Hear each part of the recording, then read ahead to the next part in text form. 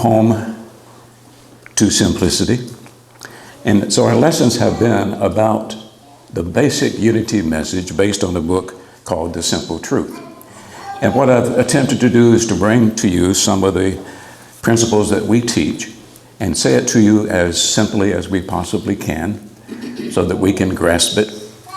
The Simple Truth book was written for teenagers to help them grasp these concepts that we talk about. We know that children and teens tend to learn through concrete things.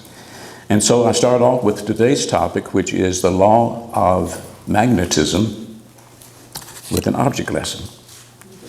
I have a magnet, and I have some metal, and we all know what's going to happen. It's going to be able to pick it up and cling to it.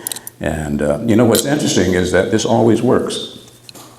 I know there are some magnets where you can turn off the energy and it can drop whatever it's been holding on to, but this one doesn't. So that's why it's a law.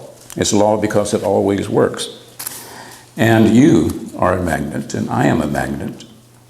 And our collective energy as unity of Carlsbad is a magnet. And nowadays we're hearing not the word magnetism as much as we are hearing a thing called the law of attraction.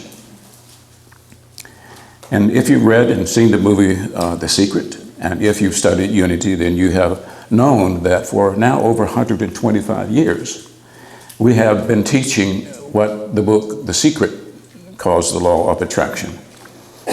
So it hasn't been a secret to us. And we seek to understand it and know that we are attracting to ourselves whatever it is that we sow in consciousness.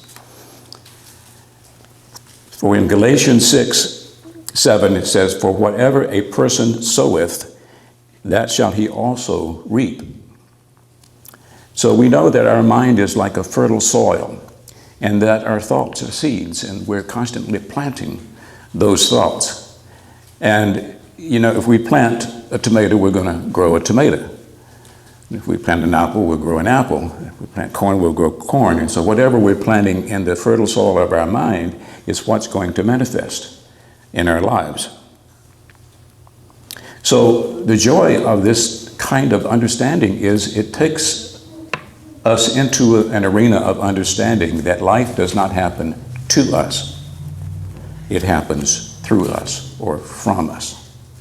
And once we know that, then we stop living our lives by reacting to all the other things